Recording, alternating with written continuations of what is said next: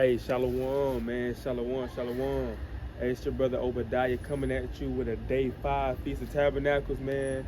Been trying to be consistent for the Feast of Tabernacles, coming on, dropping a video. Trying to be consistent, be more consistent with it, man. But so far, man, been enjoying Tabernacles, been enjoying the weather. The weather this year feel way better than the weather last year, because the weather last year, it was freezing cold in that tent, man. I told we had to be balled up.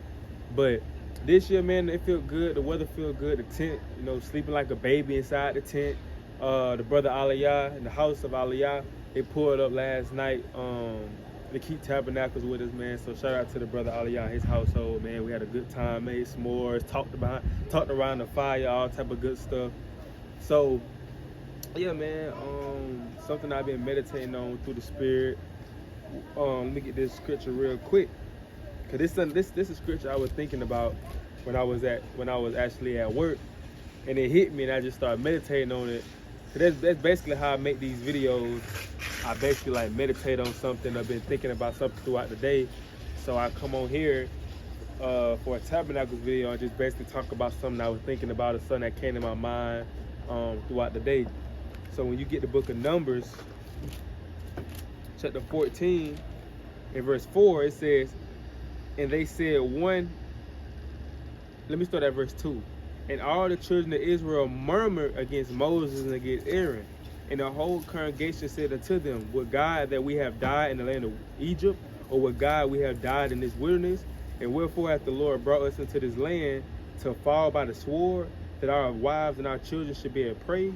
Were it not better for us to return into Egypt? And they said one to another, let us make a calendar and let us return into Egypt. So this is something I was really thinking about, man, at work, man. I'm just thinking, like, the time Moses freed us out of Egypt, right? And we know he parted the Red Sea. And a lot of times we think about all the Israelites ready to leave, all the Israelites escaping, they ready to escape Egypt. But you gotta truly think, we probably had some Israelites, while we running this way to get free, you probably had some Israelites running this way to go back to Egypt. You probably had some Israelites die or drown with the Egyptians because they was trying to go back into Egypt. Right? But I never thought about it like that, man. I was just truly thinking all the Israelites was running and trying to be free and trying to get away from the Egyptians. But when you truly just read the scriptures, and when you see the times where Israel was like, man, let's go back to Egypt. Let's set a captain over us and go return back to Egypt.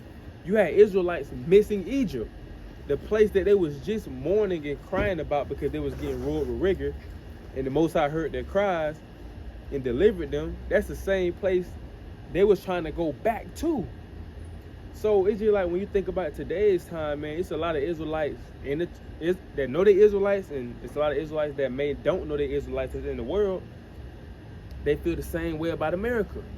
You gonna have some Israelites that's in this truth, that keep the commandments. They don't want America to be destroyed. They love America. They may act like they don't. They may, say death to America, and they ready to go back home to Jerusalem. But deep down inside, they love America, man. They love the gifts that America gives them, right? They love the American dream. They love that thought of they can do whatever they want to do, right? You can be what you want to be. So, it ain't nothing new under the sun. The same way you had Israelites saying, "Hey, let's go back to Egypt, man." Right? It was better for us in Egypt, right? Even though we was in slavery, they fed us every day. We had nice places to sleep and things like that. So it's gonna be the same way, man. When Yahweh Shah come back, you're gonna have people saying, "Let's go back to America."